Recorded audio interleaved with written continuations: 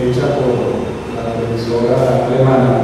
De nuevo quiero dar agradecimiento a Mohamed Abdallah, webmaster Ilich Ramírez Sánchez, ilichramirez.blogspot.com, por habernos facilitado el material. Bueno, como les decía, la información que me gustaría que ustedes vieran, muy breve, es una información que les puede permitir saber la realidad de la trayectoria de Ilich, porque muchas cosas se han inventado, muchas mentiras se han dicho. Hay gente que ni siquiera sabe que Ilich es venezolano, y aún sabiendo que lo es, no entienden por qué luchó por la causa palestina, y en todo caso pretenden descalificarlo. Así que vamos a ver rápidamente esa presentación.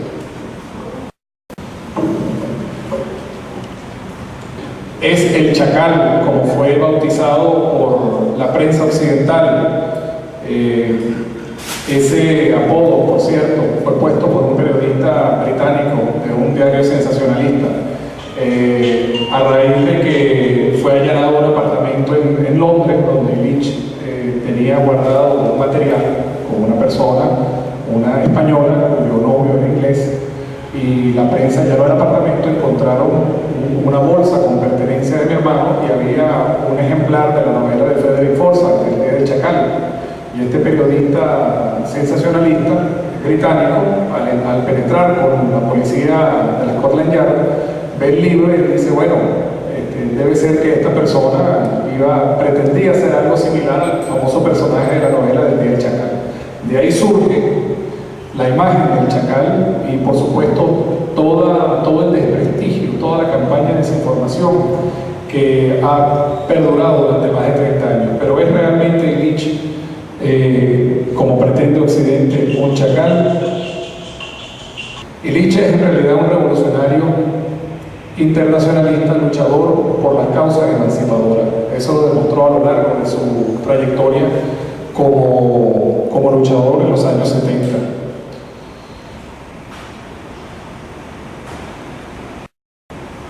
Ilich nace el 1 de octubre de 1949 en Caracas. Nuestro padre, Altagracia Ramírez Nava, había nacido el 17 de diciembre de 1914 en Michelena, estado Táchira. Papá creció en una familia de fuerte creencia católica, muy conservadora. A los 17 años fue seminarista, posteriormente se retira del seminario a los 20 años y decide romper con su fuerte creencia católica al haber percibido muchas injusticias y muchas mentiras dentro del seminario.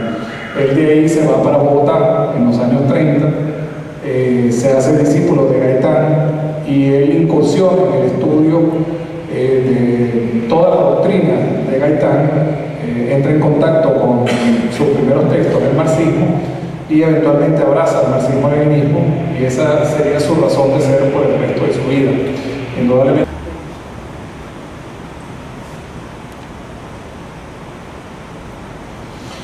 Pues bien, Ilich estudió en Caracas con Lenin. En julio de 1966 se graduó de bachiller en ciencias en el Liceo Fermín Toro, y en agosto de ese mismo año, de 1966, emigramos los tres hermanos y mi mamá para Inglaterra.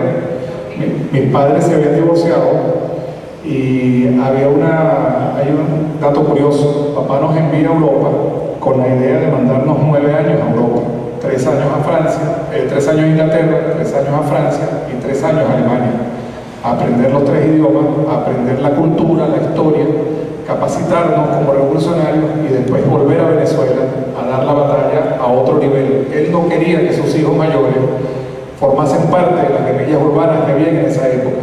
¿Y cuál será su sorpresa? Que los manda para Europa. Bueno, ya conocemos cuál fue la trayectoria de Ilich. Pero en realidad ese fue el plan, y en septiembre de 1968, producto de una solicitud clandestina que Ilich y Lenin habían formulado a través de la Juventud Comunista justo antes de irse a Europa, les aprueban una beca para estudiar en Moscú y se van para Moscú en septiembre del 68 a estudiar en la Universidad Patricio Lumumba.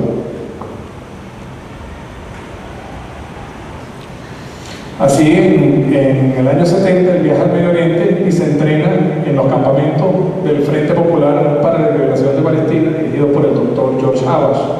Eso debido fundamentalmente a que Ilich, como marxista-leninista, encontró una afinidad ideológica con el movimiento del doctor infarto hace poco. Él recibe su entrenamiento y precisamente estando él allá se produce el sangriento Septiembre Negro en Jordania, cuando el ejército jordano ataca a las milicias palestinas. Se produce unas batallas, unas luchas sumamente cruentas entre el ejército pro-estadounidense del rey de Jordania y las milicias palestinas. Y Lich participa en esas luchas, logra sobrevivir, y a raíz de su actuación, él es enviado de vuelta en el año 71 a Londres, donde estaba con la familia, viviendo una vida sumamente normal desde el punto de vista familiar. Ya el plan de papá se había abortado y habíamos decidido quedarnos en Inglaterra. Yo para el año 71 tenía escasamente 13 años, estaba estudiando bachillerato, y él se quedaba con nosotros, realmente en una vida muy normal, muy tranquila. Él era profesor de castellano, estaba estudiando economía en un politécnico en Londres, y realmente la familia no podíamos tener ninguna idea de alguna otra actividad que él llevase a cabo que no fuese esa vida normal desde el punto de vista estudiantil. Sin embargo, y casualmente el 21 de junio de 1975, estando en un apartamento del edificio número 9 de la Rue Tulier, que pertenecía a dos venezolanas, pertenecía no, sino que eran inquilinas, Nancy Sánchez y María Teresa Lara, quienes ese día, María Teresa se había ido de viaje al norte de África, Nancy volvió a Venezuela y estaban haciéndole su despedida. Ese día llegaron 3 agentes de los servicios de contrainteligencia franceses al apartamento con un delator libanés, y ellos iban con el claro propósito de matar a Lich por una delación que había hecho este libanés, quien a cambio de su libertad estaba colaborando con los servicios de inteligencia. Se produce un enfrentamiento en condiciones que nunca se han aclarado, y Lich publicó su versión donde él dice que efectivamente estos agentes se presentaron, lo identificaron, se produce un intercambio de disparos y él efectivamente logra acabar con 2 de los policías, hiere a otro, y él huye del enfrentamiento. Sin embargo, él sostiene que fue un enfrentamiento y fue en defensa propia. A raíz de la situación de la Rue Tulier, efectivamente hubo allanamientos en París y en Londres. Uno de esos allanamientos es el que yo le narré, que dio pie a que le pusieran el apodo del Chacal. Como dijo el amigo, un detalle interesante, él dijo que Lich se pensaba que era peruano. Efectivamente consiguieron en un apartamento de París una serie de documentos, pasaportes, uno era peruano. Sí.